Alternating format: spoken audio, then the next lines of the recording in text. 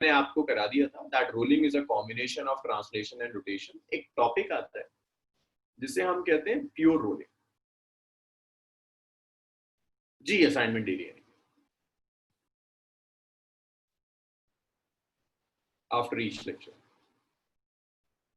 The next is pure rolling.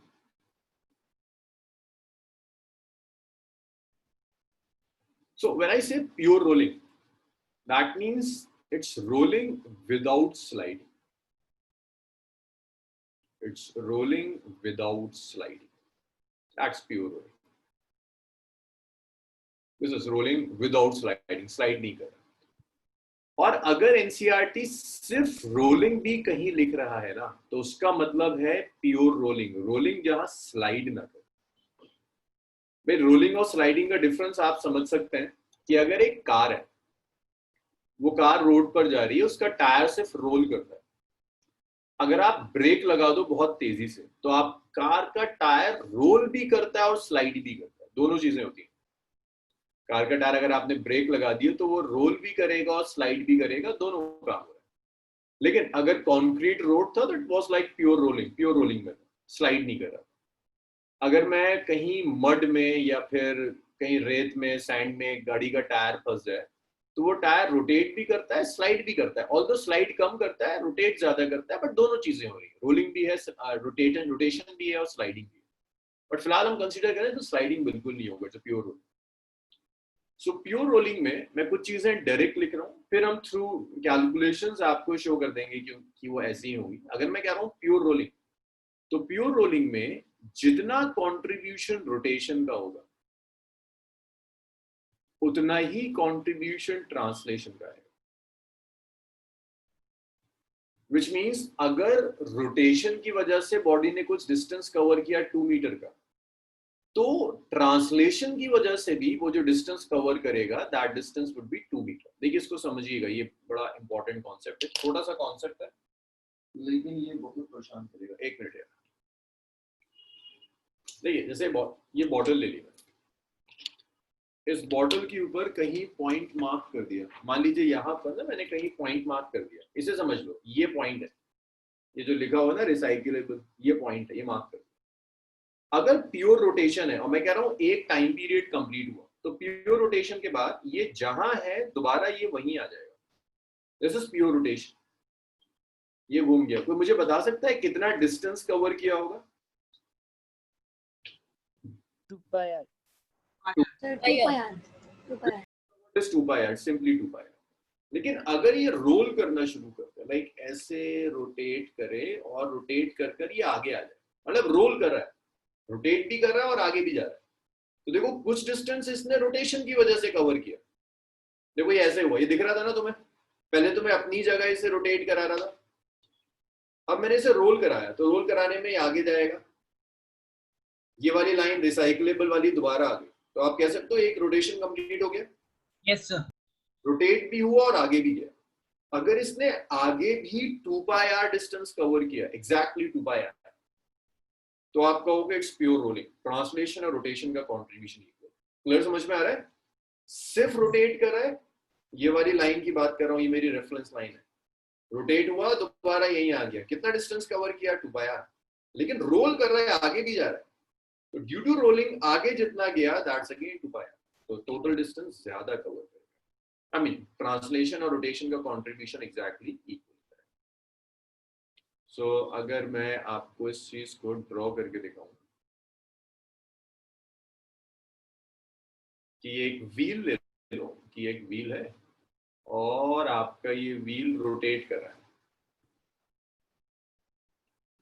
मैं इसके rotation के अलग अलग टाइम पर इसकी पिक्चर ड्रॉ कर रहा हूं, और इस रोटेटिंग व्हील पर मैंने कुछ पॉइंट्स ले लिए, लाइक यहां एक पॉइंट ले लिया। भाई एक रोटेशन का क्या मतलब है? This is T equal to 0। एक रोटेशन का मतलब है कि घूमकर पहले यहां आया होगा पॉइंट, फिर दोबारा यहीं आ गया, तो आप लिख सकते हैं यहां टाइम कैपिटल टी हो गया।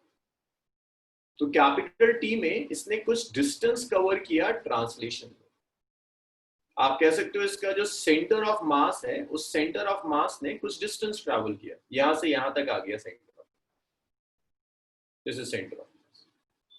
और रोटेशन की वजह से भी अगर रेडियस r है, इसने कुछ डिस्टेंस कवर किया, रोटेशन की वजह से कितना कवर करा होगा, 2πr। तो प्योर रोलिंग में क्या होगा, distance covered by centre of mass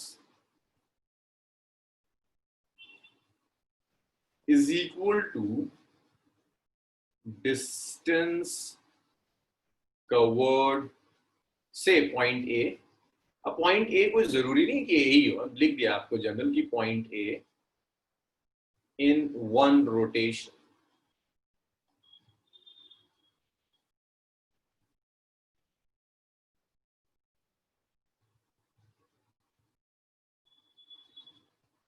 तो सेंटर ऑफ मास जो डिस्टेंस कवर करेगा वो वन रोटेशन के डिस्टेंस के इक्वल होगा, which is 2πr। Distance covered by centre of mass is 2πr।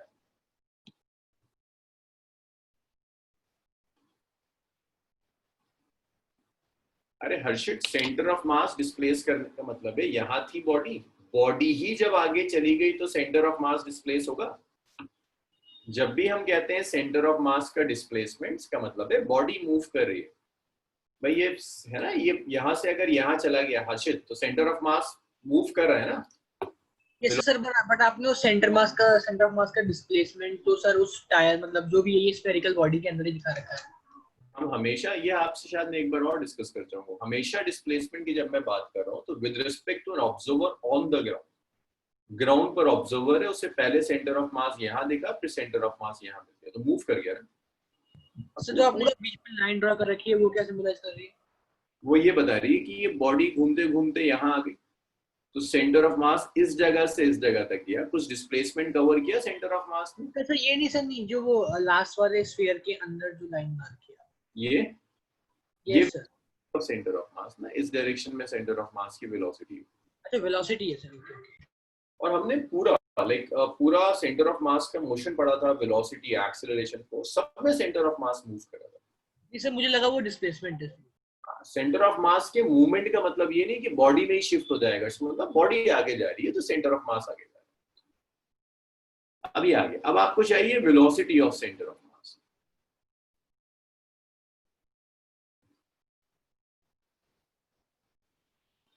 देखिए velocity of centre of mass को आप क्या लिख सकते हैं, it's VCM, which is displacement covered by center of mass divided by time capital T. So it's 2πr divided by time capital T. So 2π by T is omega. So it's basically omega. तो आप लिख सकते हैं velocity of center of mass is basically omega into r. It's angular velocity multiplied by the radius of the path. That's the velocity of center of mass, omega r. So यहां से आपको ये मिल गया कि सेंटर ऑफ मास की velocity omega r की equal होगी। इतना लिखिए, this is condition of pure rolling. जी ये तो कहते हैं ना, distance by time is angular velocity, 2π by t को आप ओमेगा कहेंगे। This is condition of pure rolling. अगर प्योर रोलिंग नहीं है, अगर प्योर रोलिंग है तो ये दोनों क्वांटिटीज इक्वल होंगी।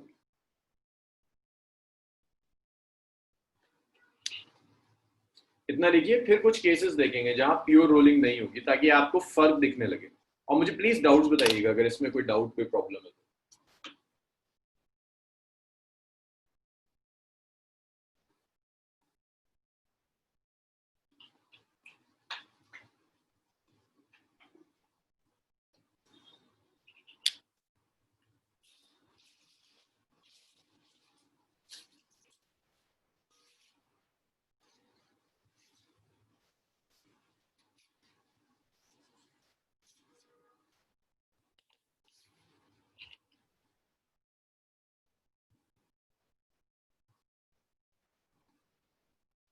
इतना लिख लिया आप लोगों ने, रब कर दूं सर?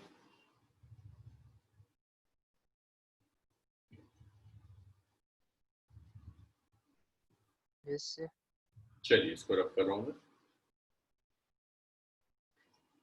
अच्छा, और थोड़ा सा ना रिस्पॉन्स किया करो, मतलब अब मैं पूरे साल थोड़ा ना चिल्ला सकता हूँ एक एक का नाम लेकर कि हुआ नहीं हुआ। बता दिया करो, हो गया रह गया तो टाइम लगेगा। अब इसमें देखो, अगर मैं आपसे कहता हूं displacement covered by centre of mass is equal to 2/r, that means it was pure rolling. But मैं आपसे कहता हूं डिस्प्लेसमेंट कवर्ड बाय, मैंने केसेस में डिवाइड कर देता हूं, is equal to 2/r, this is condition of pure rolling. अब यहीं से कंसेप्चुअल क्वेश्चंस बनते हैं। कहते हैं अच्छा, अगर केस 2 की SCM ग्रेटर देन 2/r है, कि सेंटर ऑफ मास का डिस्प्लेसमेंट 2/r से ज्यादा है, मींस ट्रांसलेशनल डिस्प्लेसमेंट, आप कह सकते हो कि ट्रांसलेशन ज्यादा है रोटेशन से। इसका एग्जाम्पल होगा कि अगर एक रोड पर चलते चलते कार स्किड करना शुरू कर दे, तो कार का टायर रोटेट कम करता है, ट्रांसलेट ज्यादा करता है। एग्जाम्पल यही होगा, कार स्किड्स। तो अगर रोड पर एक कार स्किड कर रही है तो रोटेट कम कर रही है, ट्रांसलेट ज्यादा कर रही है। जी, ये प्योर रोलिंग नहीं होगा। इसी तरह से अगर मैं आपको केस 3 दूं कि displacement covered by centre of mass is less than 2/r, means translation is less than rotation, translation is less than rotation. If translation is less than rotation, तो आप लिख सकते हैं कि इसका एग्जाम्पल देखो, अगर यही कार का टायर मड या फिर सैंड में कहीं फंस जाए तो टायर रोटेट ज्यादा करता है, ट्रांसलेट कम करता है।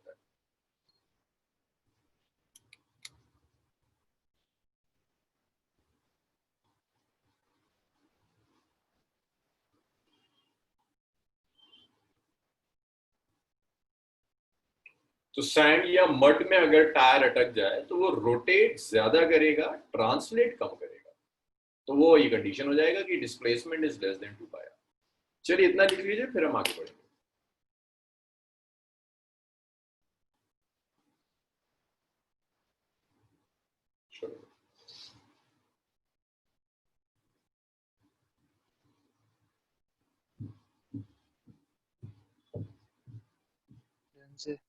जी चलिए, ये लिख लिया सबने, इसको मैं रब करूं। एक मिनट।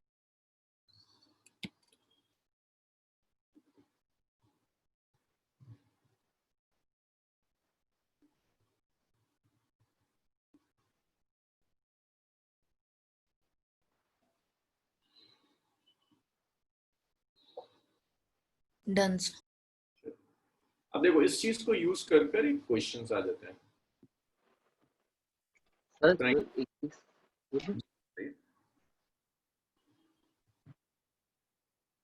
जी बताइए। सर क्या पूछ रहा था मैं? सर हाँ, डिस्प्लेसमेंट तो मतलब ये जो SCM है वो जीरो भी तो हो सकता है ना, और क्या कहते हैं, तब भी अगर रोटेशन हुई और ये जीरो हो, इवन दो मतलब जाके एक बॉल गई, वो टकरा के वापस इनिशियल पोजीशन पे ही आ गई, तो रोटेशन हुआ और फिर मतलब डिस्प्लेस। यहाँ ये डिस्टेंस है, distance covered by centre of mass. Gaurav, it's so it won't be zero अगर बॉल टकरा कर वापस भी आ गई। सर 1 मिनट कैस्पल। ठीक है गौरव, इज द डिस्टेंस। हाँ कैस्पल बताइए। सर हम फैन घूमता है ना सर, फैन घूमता है, बिल्कुल घूमता है। हाँ, उसको थर्ड केस वाले का एग्जांपल मान सकते हैं? यार fan is pure rotation, it's not rolling. ये जो हम पढ़ रहे हैं that's rolling. Fan is pure rotation.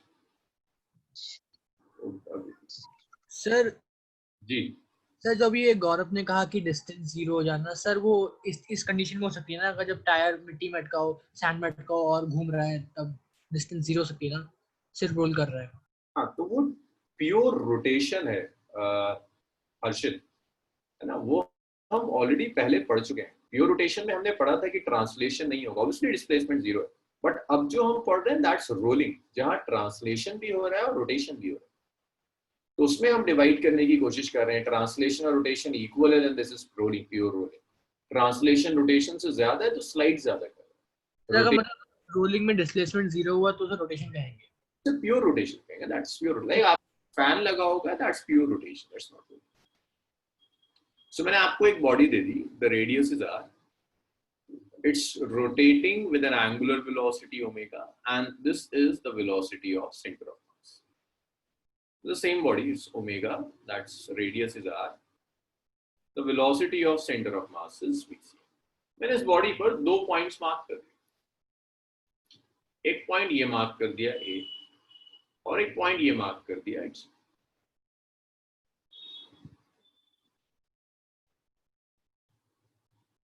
तो इस पॉइंट के पास मैं आपसे कहता हूं calculate velocity of A and B.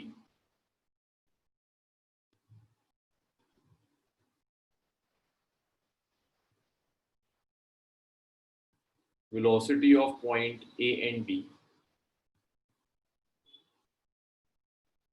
for pure rolling.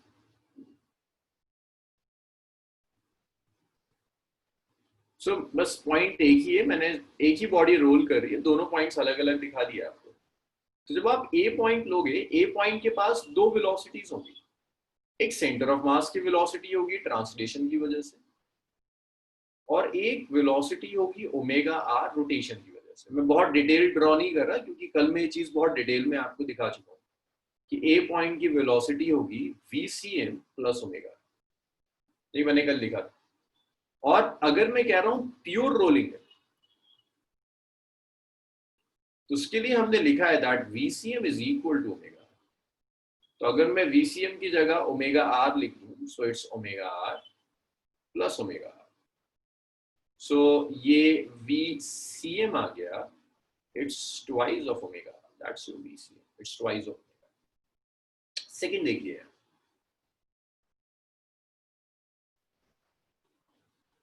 V, right.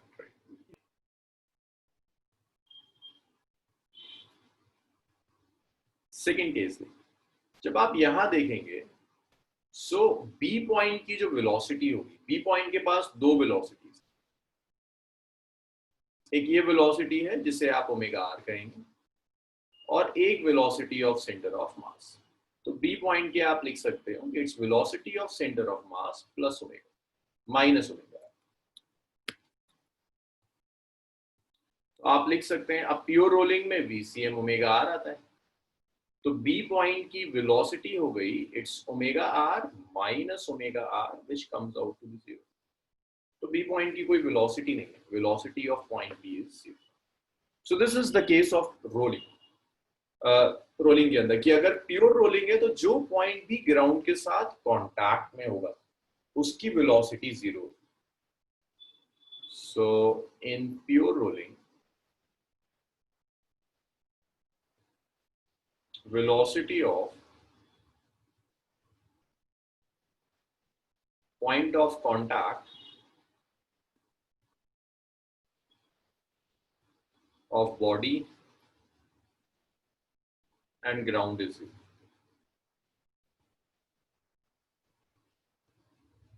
तो जहां भी पॉइंट ऑफ कांटेक्ट होगा, जैसे बी पॉइंट ऑफ कांटेक्ट है, इसकी वेलोसिटी हमेशा प्योर रोलिंग में 0 हो जाएगी। इतना लिख लीजिए, फिर कुछ और चीजें देखते हैं प्योर रोलिंग। Done sir. चलो गुड।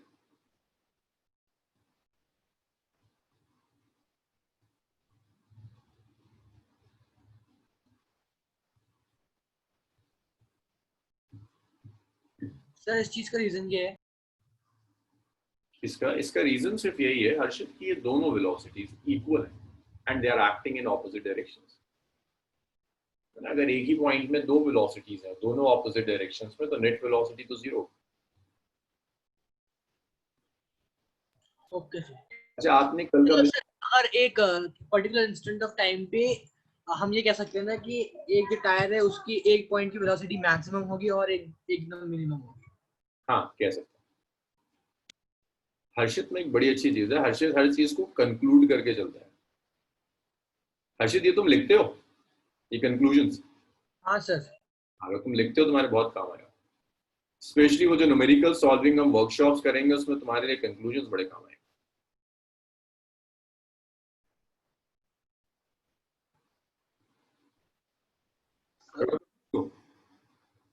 सर आपने प्योर रोलिंग में जो डायग्राम बनाया था सबसे पहले, जो बी वाला था, मतलब जो दूसरी फिगर थी जिसमें ए नीचे था, उसमें हाँ हाँ उसमें at the moment of time velocity मतलब स्पीड 0 थी क्या?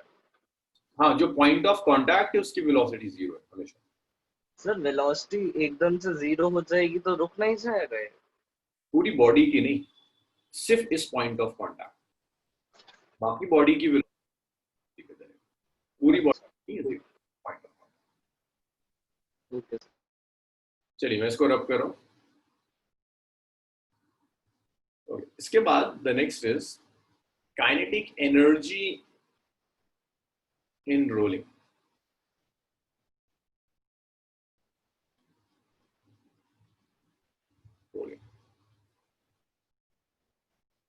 अगर एक बॉडी रोल कर रही है तो रोलिंग में आपको काइनेटिक एनर्जी चाहिए। काइनेटिक एनर्जी कैसे कैलकुलेट करेंगे? सो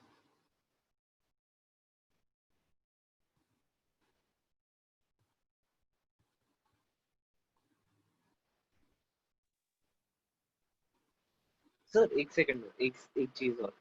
हाँ बोलो। जैसे आपने कल कहा था कि पॉइंट ऑफ मास, अगर मतलब एक पूरी बॉडी का मास एक पॉइंट पे है, अगर उस केस में वैसा हुआ होता तो बॉडी रुकती कि नहीं?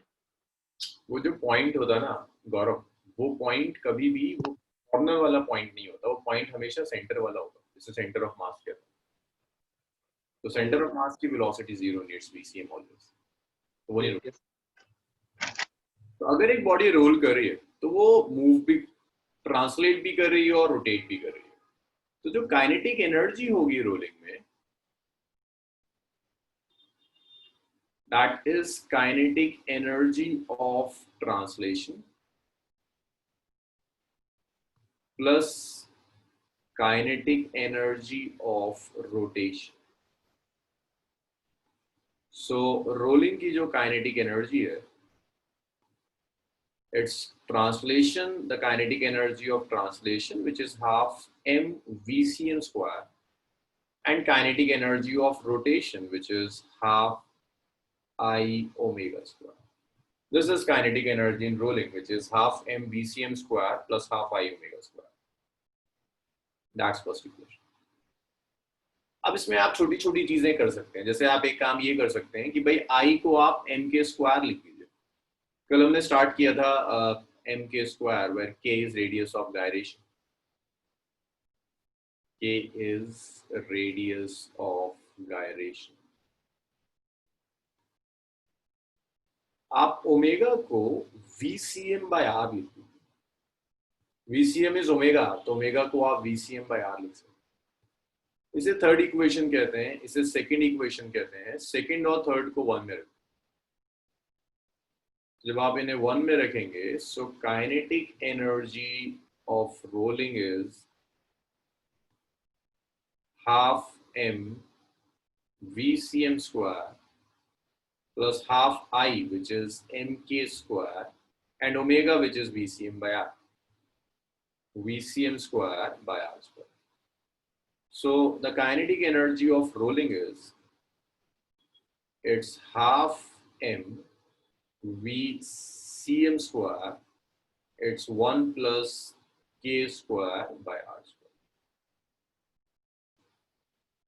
आप ऐसे भी लिख सकते हैं भाई, आप मत करिए कुछ भी, इसको भी याद रखिए। और अगर बहुत ज्यादा सिंप्लीफाइड चाहिए तो आप ये एक्सप्रेशन यूज कर सकते हैं, this is kinetic energy in rolling. Rolling में काइनेटिक। और मैंने पहले भी कहा था, जब भी अब से मैं रोलिंग लिख रहा हूं, that means it's pure rolling. NCERT कुछ ऐसे ही करता है कि रोलिंग जब भी लिख रहा है, that means it's pure rolling. चलिए इतना लिखिए, फिर आगे बढ़ते हैं। सर ये रेडियस ऑफ जायरेशन क्या है? रेडियस ऑफ गायरेशन हर्षित हमने कल डिस्कस किया था, आप थे निकल। तो मैं ज्वाइन नहीं कर। इनर्शिया सबका m के स्क्वायर लिख सकते हैं। अलग अलग शेप का रेडियस ऑफ गायरेशन अलग अलग होता है, लेकिन जिस शेप, किसी भी शेप का अगर रेडियस ऑफ गायरेशन पता है तो मोमेंट ऑफ इनर्शिया m के स्क्वायर होता है। जैसे स्फीयर का मोमेंट ऑफ इनर्शिया होता है ना 2/5 mr स्क्वायर। Yes sir.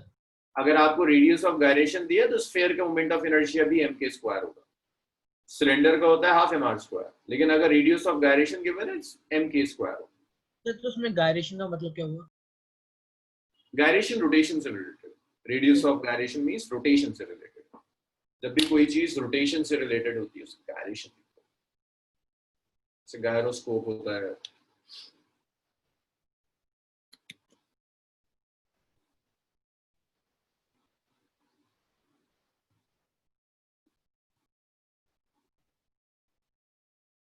इतना लिख लीजिए तो बताइए मुझे, रब करते हैं एक क्वेश्चन और है। टेंसेस सब लिख चुके हैं? दिशा, दिव्यांशी,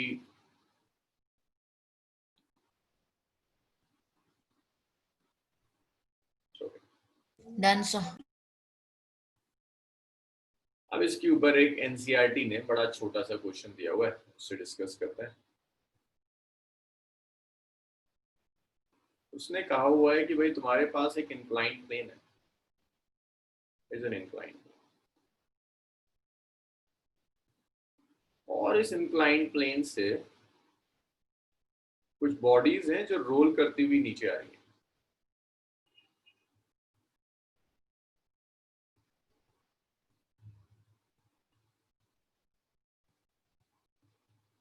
ये बॉडी रोल करती हुई नीचे आ रही है। अब ये बॉडी कई हो सकती है, रिंग हो सकता है, डिस्क हो सकता है, आपको सबका वेलोसिटी कंपेयर करनी है। So a ring, a disc and a solid sphere, या डिस्क की जगह सिलेंडर ले लो, solid sphere rolls down an inclined plane.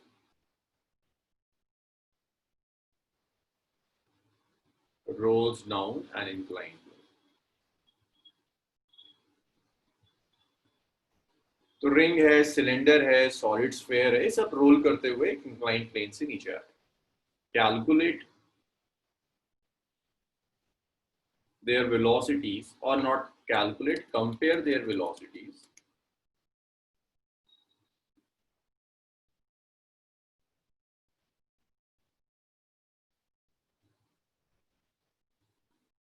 at the bottom. जब ये तीनों रोल करते हुए बॉटम पर आ जाएंगे यहां पर, तो आपको इनकी वेलोसिटीज कंपेयर करनी। और देखिए तीनों सेम हाइट से आ रहे हैं, तो हाइट तो सबके लिए सेम ही रहेगी, वेलोसिटी कंपेयर करनी। तो मान लीजिए रोल करता हुआ यहाँ आ गया, भाई बहुत आसान काम है, आप कंजर्वेशन ऑफ एनर्जी लगा दीजिए। ऊपर सारी एनर्जी पोटेंशियल होगी, रुका हुआ था, नीचे आ गया पोटेंशियल जीरो हो गई, सारी काइनेटिक हो गई। तो आप यहाँ पर बहुत आसानी से कंजर्वेशन ऑफ एनर्जी लगा।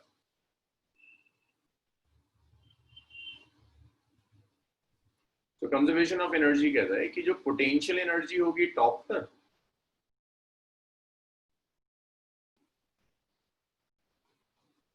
Top is equal to kinetic energy at the bottom.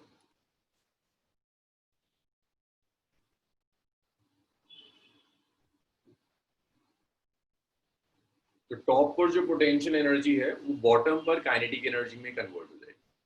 So potential energy is mgh, kinetic energy is half m v cm square, it's 1 plus k square by r square. Its mgh is half m v cm square, it's 1 plus k square by r square. ये conservation of energy हम use करेंगे। Split किस में होगी अब्दुल्ला? मैं समझा नहीं, split से क्या कहना चाह रहे हो? स्प्लिट से किस में स्प्लिट होगी? नहीं अब्दुल्ला, पोटेंशियल मोशन की वजह से नहीं है ना, पोटेंशियल एनर्जी तो पोजीशन की वजह से होती है।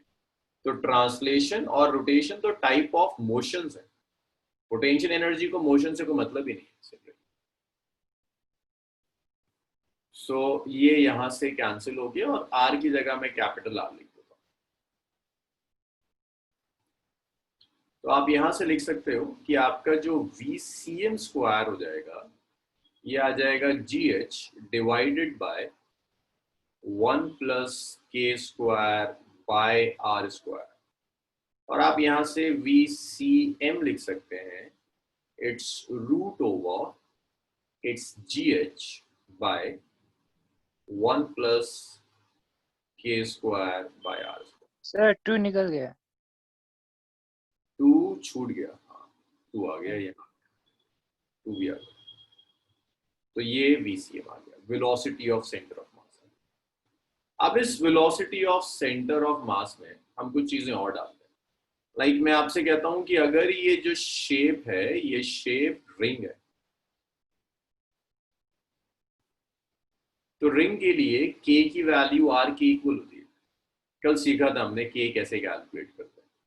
तो ये VCM आ जाएगा रूट ओवर 2GH बाय, और velocity of centre of mass ring के लिए 1 plus K square, which is R square by R square, gets cancelled out, 1 बचा।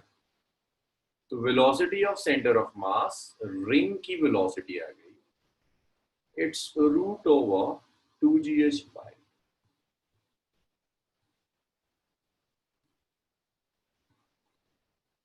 of ring is root over GH।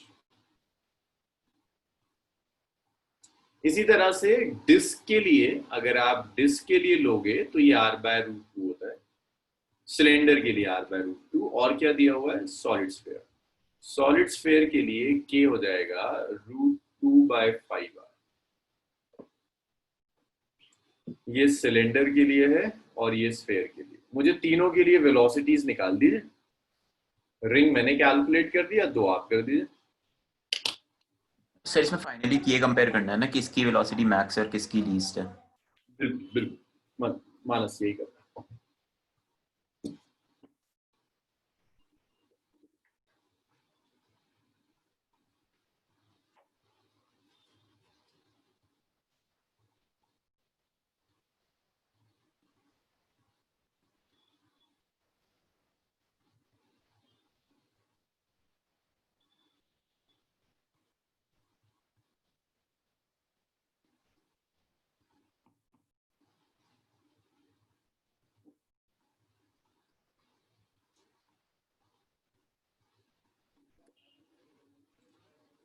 चलिए, कैस्पल का सिलेंडर आ गया।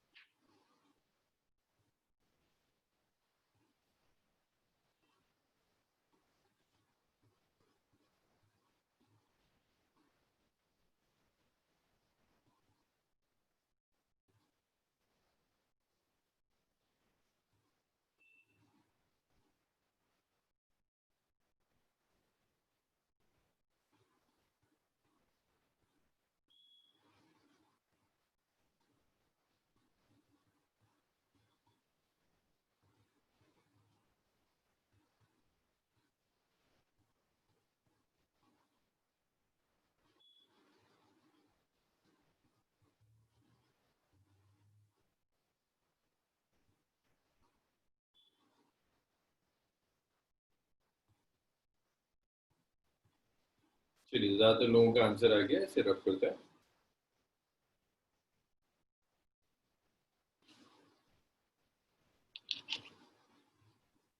Sir yes Gaurav,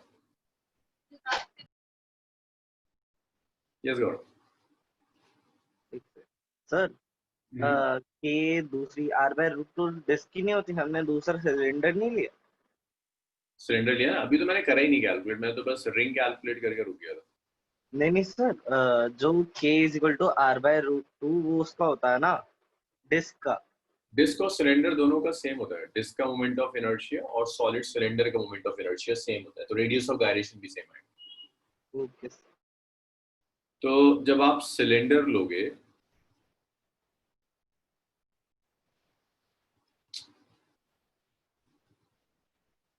for cylinder, cylinder के लिए सिर्फ इतना काम करना है, k की जगह r/√2 रख दीजिए. So it's root over, it's 2gh by 1 plus r square by 2r square. It's 2gh by 1 plus 1 by 2. It's 3. तो ये आ गया 2 root over gh by 3. So this is velocity of center of mass of the cylinder, which is 2 into root gh by 3. और इसके बाद अगर मैं sphere के लिए सॉल्व कराता हूँ,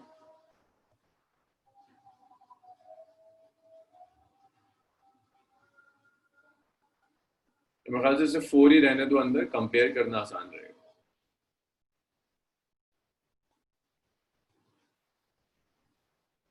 अगर आप स्फेयर लेंगे,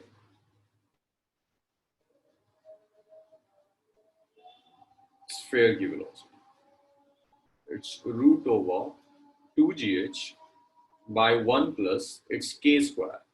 K is root 2 by 5 square. So it's 2 by 5 r square by r square. तो ये velocity of centre of mass for a sphere हो जाएगा. It's root over, it's 2gh, r square से r square कैंसिल हो गया. 1 plus 2 by 5, it's 7 by 5. It's 7 into 5. So this is velocity of center of mass of sphere. It's root over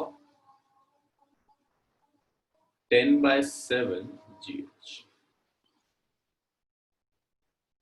अब आप ये compare कर लीजिए किसकी सबसे ज्यादा है. 10 by 7 हो जाएगा. इट्स ये था रूट gh, ये 1.3 होगा और ये 1.2 होगा. तो सबसे ज्यादा स्फेयर की होगी, फिर सिलेंडर की होगी और आखिर में जाकर आपकी रिंग आएगी.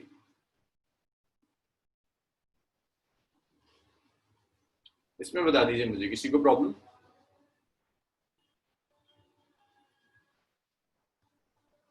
आगे बढ़े.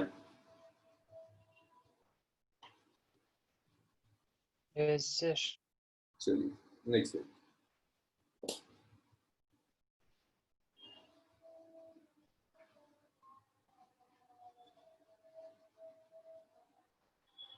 सर यस यश. सर अगर ये तीनों रोल की जगह स्लाइड कर रहे होते तो सेम वेलोसिटी होती. अगर ये तीनों स्लाइड कर रहे होते, मासेस सेम है ना? हाँ सेम वेलोसिटी, सेम वेलोसिटी. ये लिखा ना ऊपर मैंने, मेथ्री r/√2.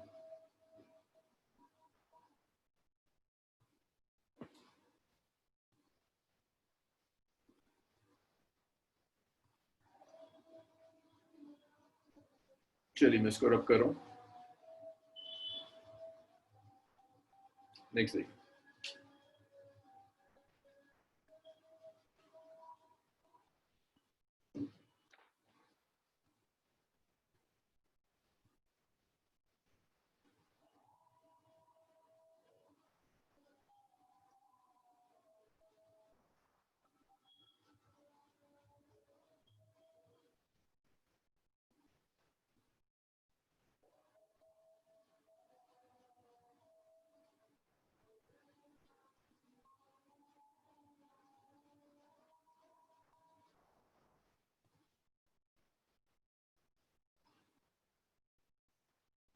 तो ये एक रफ इंक्लाइंड प्लेन है.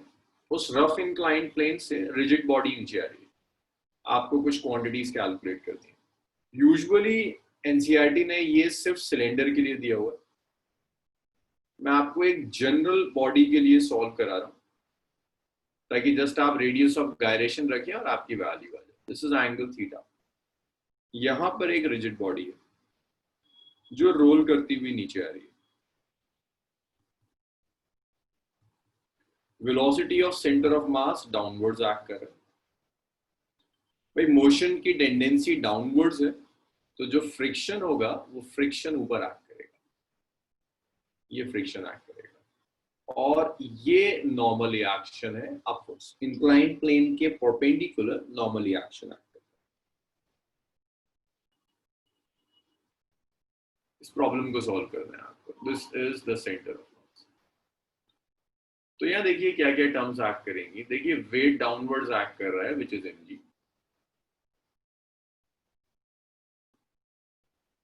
This is mg।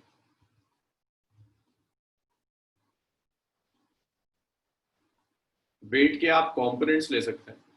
If this is theta तो एक ये भी कंपोनेंट होगा जिसे आप थीटा कहोगे। यहां एक कंपोनेंट आएगा विच इज mg cos थीटा,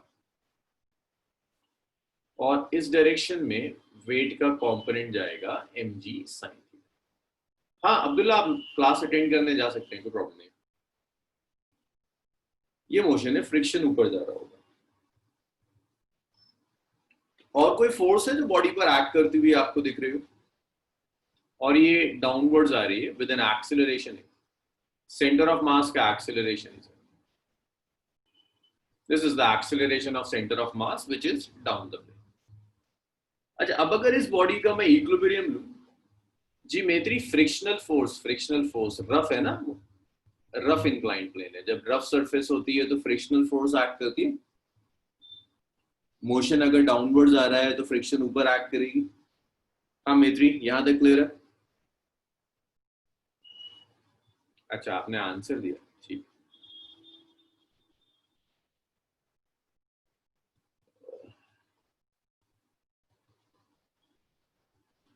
हाँ यश, सेंट्रीपिटल फोर्स एक्ट कर रही होगी, बट वो force towards the centre act करेगी। हम अलोंग द इंक्लाइन प्लेन ले रहे हैं कि अलोंग द इंक्लाइन प्लेन क्या क्या फोर्स। तो इस तरह से देखो एक चीज और है यश, जब भी हम एफबीडी बनाते हैं सेंट्रीपिटल फोर्सेस नहीं लेते। जब मैंने सेंट्रीपिटल फोर्स आपको सिखाया था तो मैंने बताया था कि सेंट्रीपिटल फोर्स एक रिक्वायरमेंट है जो रिक्वायरमेंट और एक्सटर्नल फोर्सेस फुलफिल करती है। तो यहाँ इन्हीं में से कुछ फोर्सेस होंगी जो मिलकर आपको सेंट्रीपिटल फोर्स दे रही होंगी, दोबारा नहीं ले। तो देखो यहां पर अगर मैं perpendicular to the incline plane solve करूं, तो जब आप perpendicular to the incline plane solve करेंगे, दो फोर्सेस एक्ट करें, एक n और दूसरा mg cos थीटा। तो आप लिख सकते हैं n is mg cos theta. This is my first equation. एक फोर्स एक्ट करिए अलोंग द इंक्लाइन,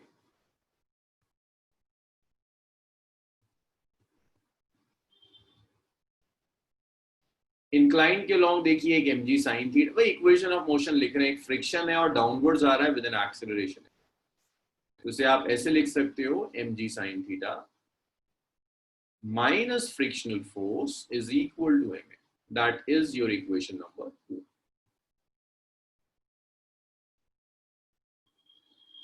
और अभी मैं ले रहा हूं ट्रांसलेशनल मोशन। अभी जो मोशन मैंने कंसीडर किया है that motion is translational.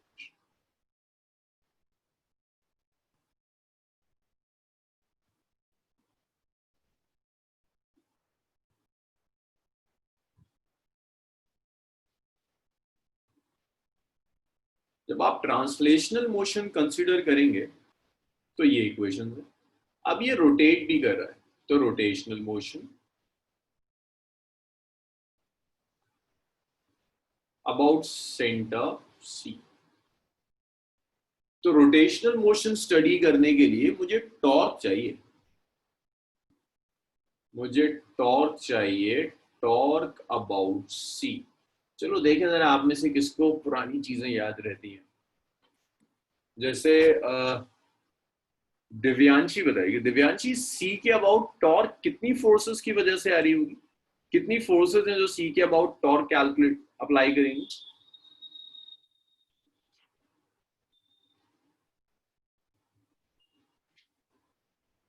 Divyanshi total यहाँ पे देखो कितनी फोर्सेस हैं। एक फ्रिक्शन, एक mg sin थीटा, एक नॉर्मल रिएक्शन, एक mg cos थीटा। कितनी फोर्सेस हैं जिनकी वजह से टॉर्क आ सकती है सी के अबाउट?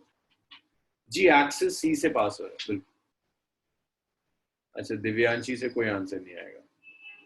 तिशा तुम बताओगी? कितनी फोर्सेस हैं जिनकी वजह से टॉर्क होगी?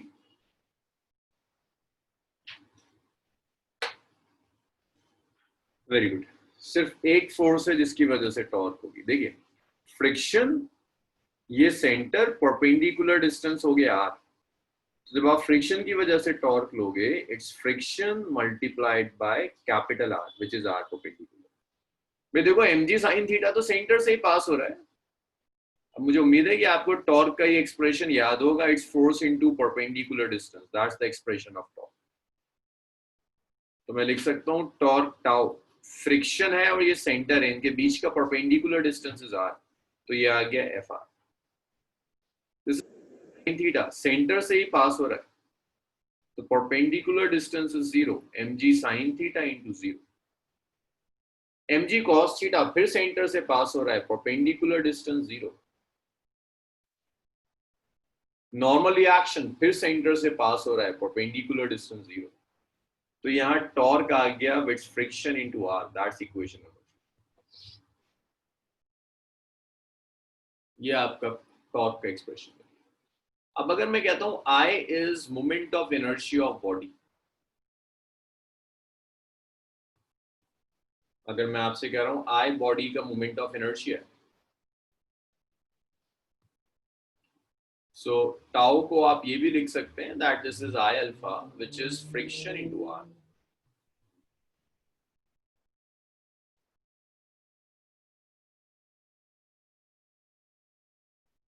Alpha is fr।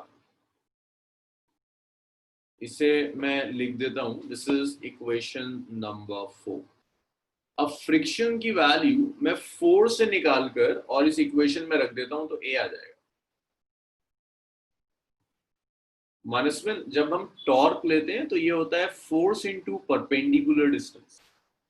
Perpendicular distance लेते हैं एक्सिस से, भाई ये एक्सिस c से पास हो रहा है, mg sin थीटा पास हो रही है, तो परपेंडिकुलर डिस्टेंस 0 होगा। mg cos थीटा भी c से पास हो रहा है, तो परपेंडिकुलर डिस्टेंस 0 होगा। नॉर्मल रिएक्शन भी c से पास हो रहा है, परपेंडिकुलर डिस्टेंस 0 होगा। सिर्फ फ्रिक्शन नहीं पास हो रहा, इसीलिए परपेंडिकुलर डिस्टेंस r रह जाता है। तो इसमें और किसी को कोई डाउट है? दिशा, जानवी, गौरव?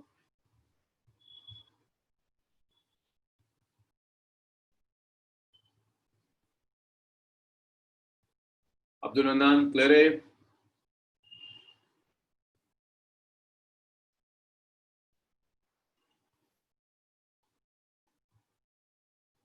चलो इसमें किसी को कोई परेशानी नहीं है, आगे बढ़ो।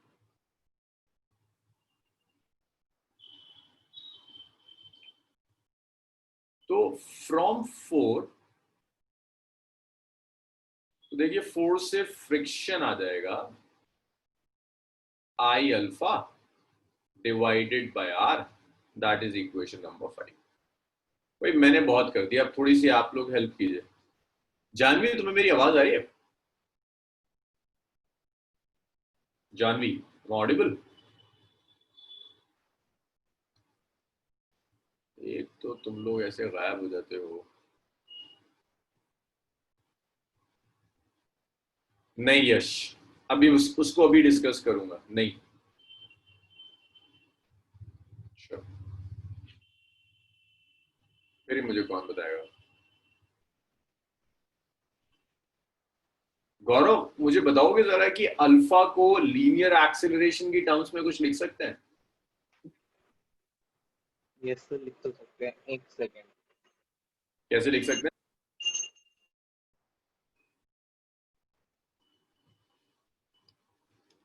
यस गौरव, कैसे लिखोगे?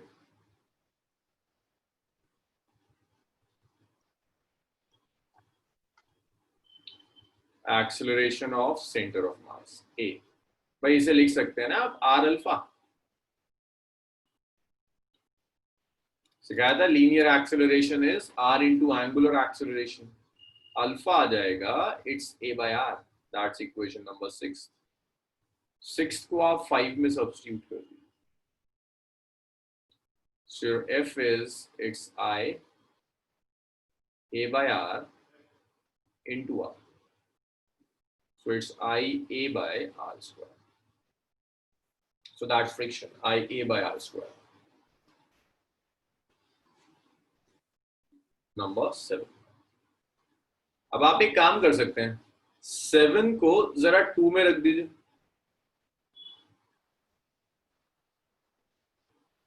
7 को करिए और वहां से ए कैलकुलेट करके बताइए मुझे कितना है। इतनी कैलकुलेशन आप करिए, इसमें मैं कोई हेल्प नहीं करूंगा।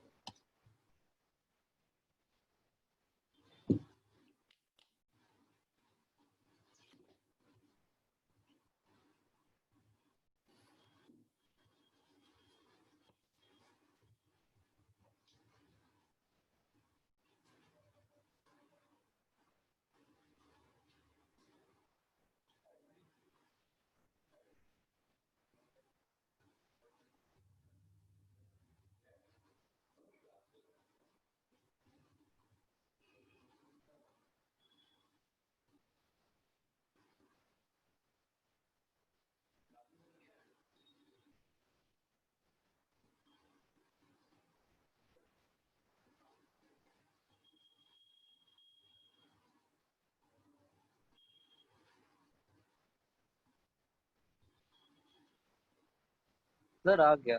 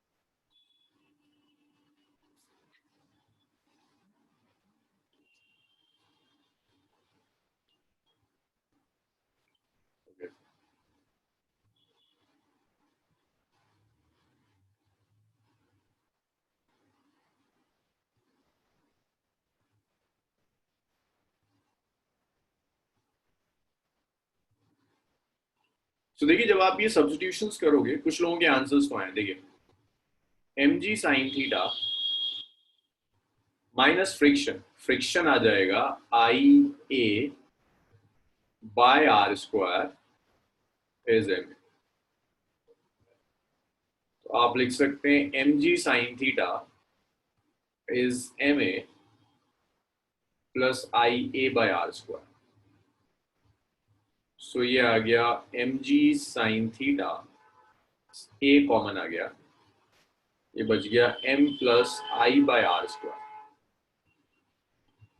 सो यहां से a आ गया आपका, acceleration is mg sin theta over m plus I by are square. तो ये एक्सेलरेशन का एक्सप्रेशन है, mg sin theta by m plus I by are square. So ये आंसर्स, चलो कुछ लोगों के आए थे। अब इसके बाद देखिए नेक्स्ट, अब इसी एक्सप्रेशन को ना आप कई टर्म्स में कन्वर्ट कर सकते हैं। आप मोमेंट ऑफ इनर्शिया में भी छोड़ सकते हैं। अब हो सकता है कोई ऑथर इसे रेडियस ऑफ गायरेशन में कन्वर्ट कर दे। ऐसा भी हो सकता है आई को एम के स्क्वायर लिख दे, के इज रेडियस ऑफ गायरेशन।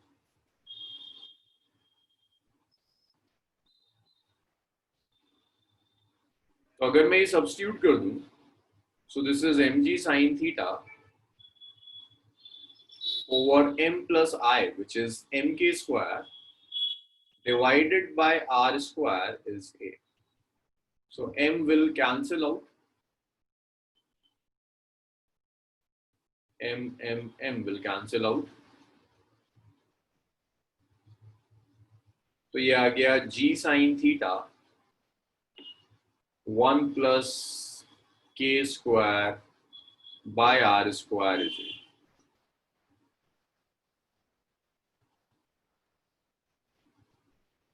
तो ये एक्सेलरेशन आ गया। आप ऐसे भी लिख सकते हैं, एक्सेलरेशन आपका रेडियस ऑफ गायरेशन की टर्म्स में आ जाएगा। अब एक्सेलरेशन को यूज कर आप फ्रिक्शन निकाल सकते हो. Let's say this is equation number 8. I call this as equation number 9. आप 9 को 7 में रख सकते हैं. If I substitute this 9 in 7, तो f है ना IA by r square. तो आप लिख सकते हो f हो जाएगा IA I by r square into a को आप लिख सकते हैं g sin theta by 1 plus k square by r square. तो अगर मैं एलसीएम ले लूं are square plus K square, ये कैंसिल हो जाएगा.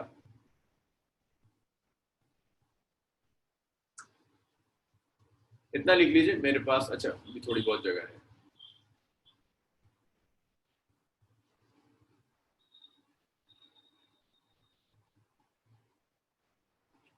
तो अगर मैं ये कैंसिल कर दूं, ये आ जाएगा f is it's i g sin theta by are square plus K square. देखिए एलसीएम लेंगे ना, R square plus K square, R square से आर स्क्वायर कैंसिल हो जाएगा. आई को आप लिख दीजिए एम के स्क्वायर, तो ये आ गया M K square G sine theta by are square plus K square. तो ऐसे आप फ्रिक्शन भी निकाल सकते हैं. अब हमने तो बहुत जनरल कर दिया कि कोई भी शेप होगा उसके लिए आप फ्रिक्शन निकाल सकते हो. अगर मैं आपसे कह रहा हूं प्रिसाइसली सिलेंडर है, मुझे जरा ये कैलकुलेशन करके दिखाओ. मुझे सिलेंडर के लिए ए और एफ निकालना. सिलेंडर के लिए ए निकाल कर दिखाना, सिलेंडर के लिए एफ निकाल कर दिखाना. तो सिर्फ इतना करना है कि आपको सिलेंडर के लिए एक्सेलरेशन निकालना है, तो सिलेंडर का रेडियस ऑफ गायरेशन रखना होगा r/√2. यहां पर फ्रिक्शन निकालना है तो r/√2 रखना होगा. करिए इतना काम और मुझे बताइए एक्सेलरेशन कितना आ रहा है और रेडियस और फ्रिक्शन कितना आ रहा है.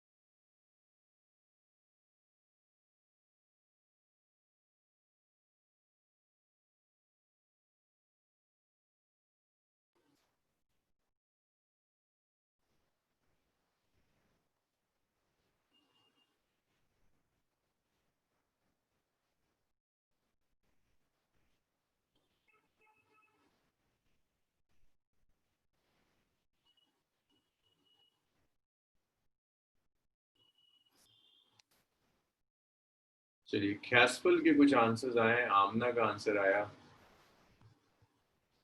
जानवी सिलेंडर के लिए जो आपने लास्ट टाइम रखा था ना r/√2 के होता है r/√2 सिलेंडर के लिए, बस वो r/√2 रख देना.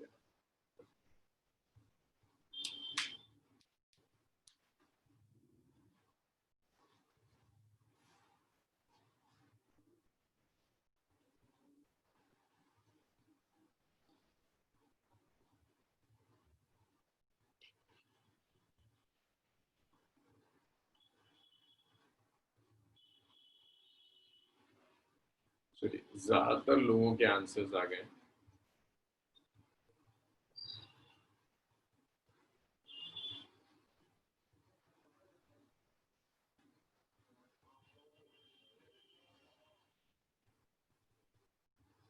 देखिए ये जो एक्सप्रेशन है ना एक्सेलरेशन का, which is g sin theta over 1 plus k square by r square. So यहाँ पर आप एक काम कर सकते हैं, वैल्यू रख सकते हैं. आप k की जगह लिख सकते हैं इट्स r/√2. तो k की जगह जब आप r/√2 रखोगे तो एक्सेलरेशन आ गया it's g sin theta over 1 plus it's r by root 2 का square into 1 by r square. So this is g sine theta over 1 plus r square by 2 into r square. Cancel हो गया, तो acceleration आ गया g sin theta divided by 3 by 2. सो ये आया 2 by 3 g sin. अब जो भी शेप हो उसके लिए रेडियस ऑफ गायरेशन रख दीजिए. अगर आप यही काम फ्रिक्शन के साथ करना चाहते हैं, फ्रिक्शन की भी वैल्यू रख दीजिए. यहाँ पर आप k की वैल्यू रख दो. वही फ्रिक्शन है ना, mk square g sin theta bye r square plus k square. ये फ्रिक्शन. k की जगह रख दीजिए r बाय रूट 2. जब आप r बाय रूट 2 सब्स्टिट्यूट करेंगे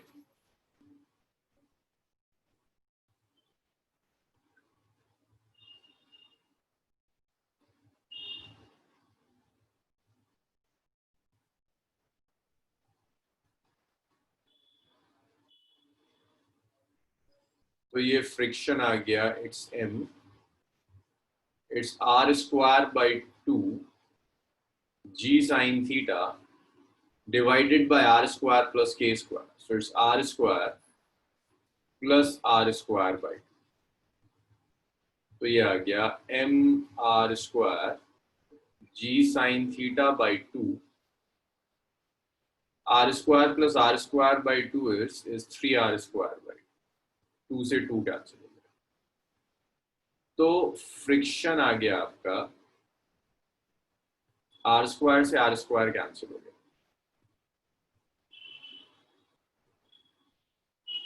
So it's mg sin theta by 3.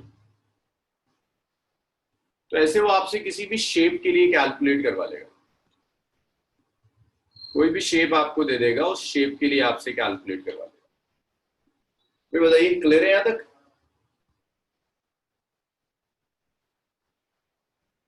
Yes Yes, sir. sir.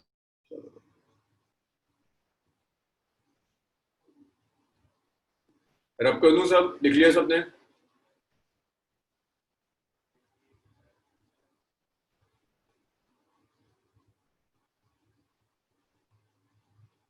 मेरी गलत है ना, आपका एक 3 भी आ रहा है. आपका 3 कहाँ आ रहा है?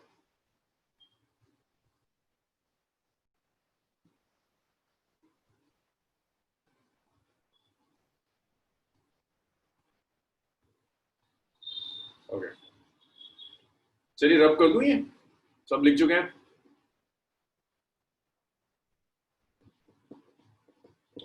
ठीक है मैत्री, फिर ठीक था. चलिए मैं इसको रब कर रहा हूं. इसके बाद कुछ इंपॉर्टेंट टॉपिक्स याद रखिएगा. भाई ये बताओ, यहाँ रोटेशन के लिए जो टॉर्क चाहिए थी, वो टॉर्क कौन सी फोर्स अप्लाई कर रही थी? रोटेट करने के लिए जो भी टॉर्क चाहिए, वो टॉर्क कौन सी फोर्स अप्लाई कर रही थी? Friction. Friction. अगर मैं कहूं ये प्लेन रफ नहीं है, स्मूथ प्लेन, तो टॉर्क 0 देगी. Yes, sir. Yes, sir. Rotate नहीं कर पाएगा. तो इसका मतलब ये हुआ कि body can not rotate without friction. तो रोलिंग पॉसिबल ही नहीं है स्मूथ प्लेन पर.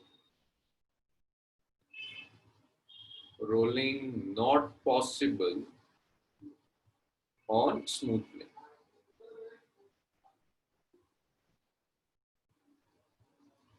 स्मूथ प्लेन पर रोलिंग पॉसिबल नहीं होगी, पहली चीज. दूसरी चीज, अगर हम वर्क डन बाय फ्रिक्शन ले during rolling, then work done by friction during rolling.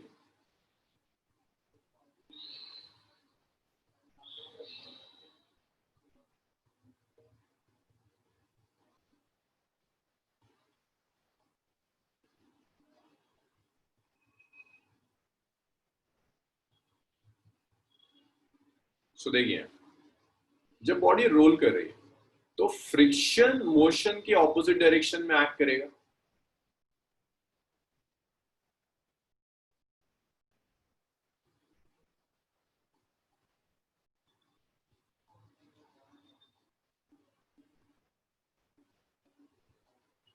नहीं हर्षित, नहीं हो पाएगा। सर तो वो कैसे बिहेव करेगी, मतलब अगर कोई मोटर इंस्टॉल्ड है वहीं पे रुक जाएगी? अगर मोटर लगी हुई है, अगर मोटर लगी है तो मोटर रोटेट करेगी भाई, मतलब तो मोटर लगी हुई है, मोटर रोटेट करने का काम करेगी। सर तो उसके से जो वो बॉडी है वो भी तो रोटेट करेगी ना? हाँ, बॉडी रोटेट करेगी, रोल कर जाएगी, क्योंकि मोटर उसे घुमा रही है। मैं तो आपसे कह रहा हूँ, आपने एक स्फेयर लिया, जब हम मैकेनिक्स का कोई सिस्टम लेते हैं तो उसमें कोई मोटर वगैरह कनेक्ट नहीं कर रहे, आपने एक स्फेयर लिया और उस स्फेयर को छोड़ दिया। सर मतलब ट्रांसलेशन होगा ना अगर ऐसा कुछ कर देंगे तो? हाँ तब होगा, फिलहाल तो हम उसकी बात कर रहे हैं जब मोटर वगैरह कुछ कनेक्टेड नहीं। तो फ्रिक्शनलेस सरफेस है, आपने एक बॉडी को फेंक दिया फ्रिक्शनलेस सरफेस के ऊपर, फ्रिक्शन इस डायरेक्शन में एक्ट करेगा, ऑपोजिट मोशन के ऑपोजिट डायरेक्शन में। लेकिन ये जो पॉइंट कांटेक्ट में है इसकी वेलोसिटी जीरो होती है। जो भी कोई कांटेक्ट में पॉइंट होगा उस पॉइंट की वेलोसिटी जीरो होगी। जब velocity zero that means displacement zero. तो यहाँ जो वर्क डन बाय फ्रिक्शन होगा, that work done by friction F dot S comes out to be zero.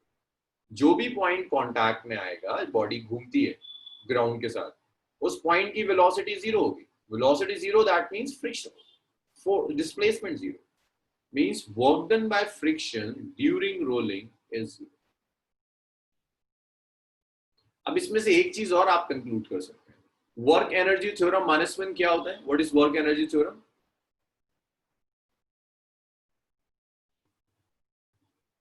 -1, कोई आंसर नहीं। Janvi, work energy theorem? कोई आंसर नहीं। तिशा, वर्क एनर्जी थ्योरम क्या होता है?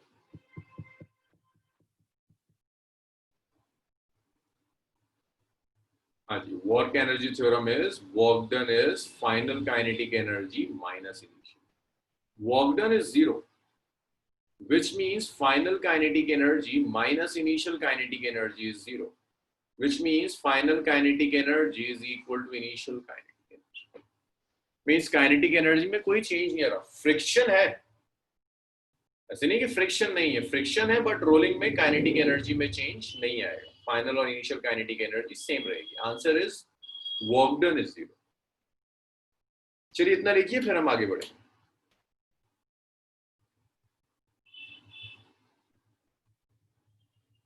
मेत्री, कहां माइनस लगाना चाहिए बच्चे?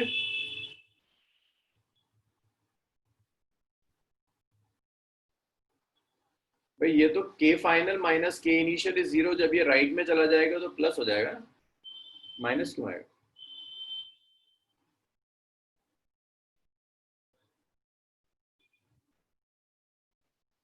चलिए इतना लिखिए, इसे रब कर दो। सो कल से हम ग्रेविटेशन स्टार्ट कर देंगे। सिर्फ एक आपको एक चीजें सिखानी है, कपल का केस सिखाना है, लेकिन कल से ग्रेविटेशन स्टार्ट हो जाएगा।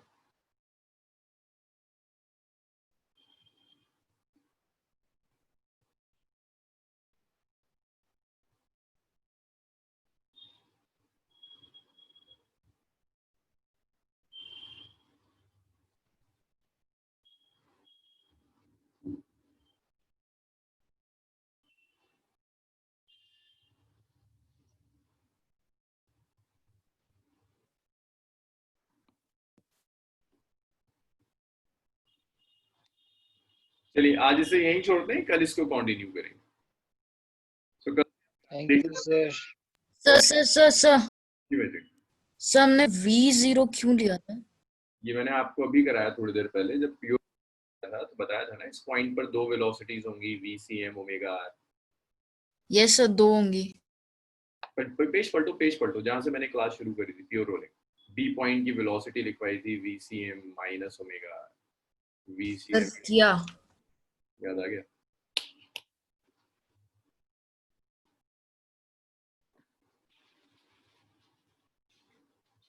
चलिए अब मैं रब कर रहा हूँ इसको। Okay sir yes.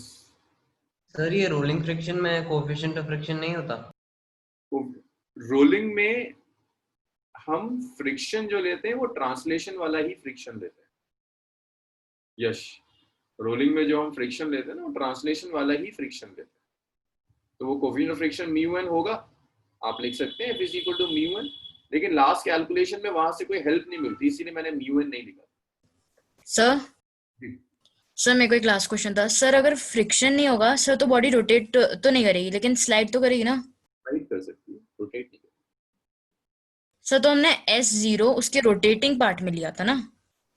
S0 हमने टोटल में लिया था, डिस्प्लेसमेंट ही नहीं है, नेट डिस्प्लेसमेंट 0 है, जो पॉइंट उस पॉइंट की लीनियर वेलोसिटी 0 आती है ना मैत्री। यस अच्छा उस पॉइंट के according. Okay sir thank you sir. Thank you